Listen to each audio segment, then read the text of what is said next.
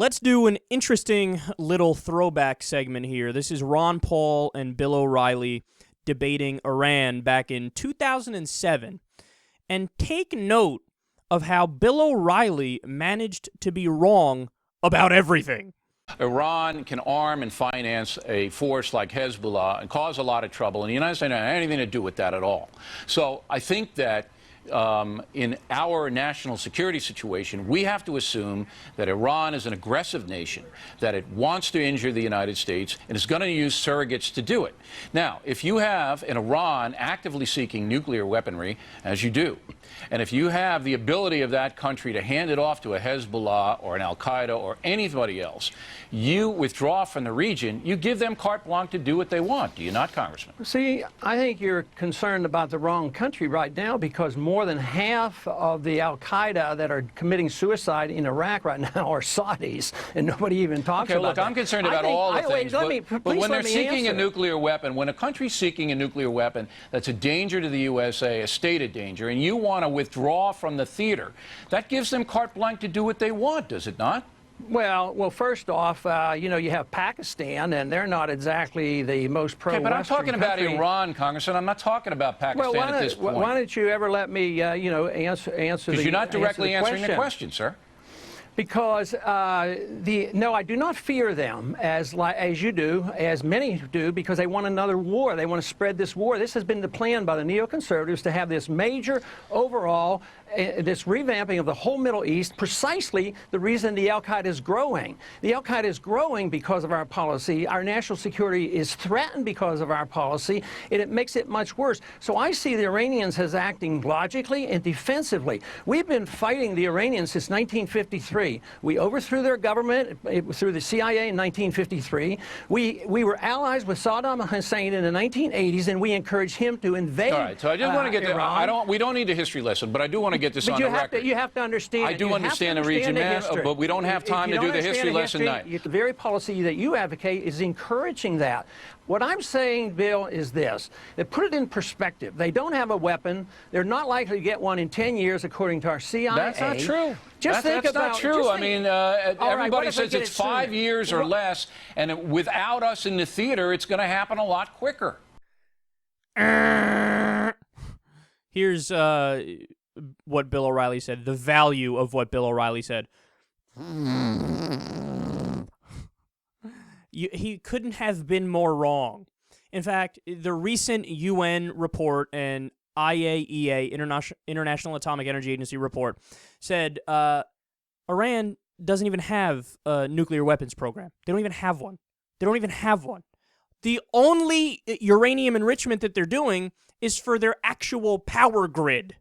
And this isn't surprising because the president, Hassan Rouhani, has repeatedly stated, dude, we don't even want one. We don't want a nuclear weapon. Why? Because they feel like if they have a nuclear weapon, that would actually provoke the U.S. to invade them and topple their government again and fuck them over even more, which, by the way, is exactly right and totally true. And I love Ron Paul nailing it with the history and Bill O'Reilly brushing it aside. Bill O'Reilly doesn't have a substantive response to that, so what does he do? Oh, we don't need a history lesson. We don't need a history lesson with you telling us facts, which explains the situation right now. Stop. I just want to use my talking points and pretend Iran is wrong about everything and we're right about everything.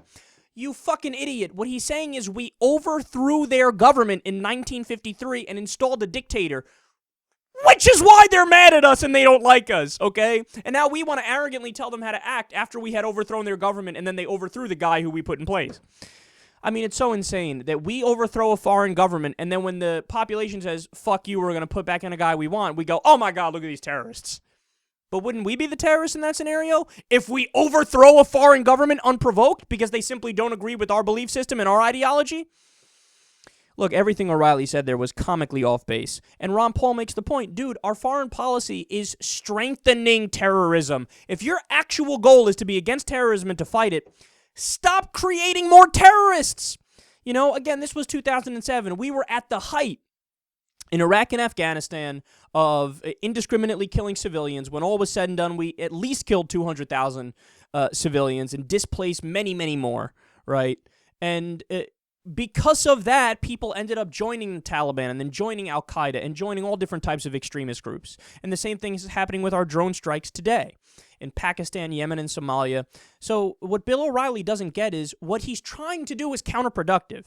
He has this genuinely childish view of American foreign policy that the more we do, the better. Anything we do that's proactive is better. But no, sometimes when you do something proactive, you end up blowing up a girls' school or a wedding party or killing so many civilians that more people become radicalized. He just can't get it through his thick head. It's like he has a cinder block for a head.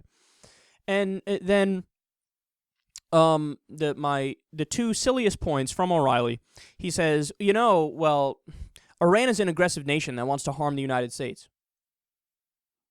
Do you have any idea how tiny the military budget is in Iran?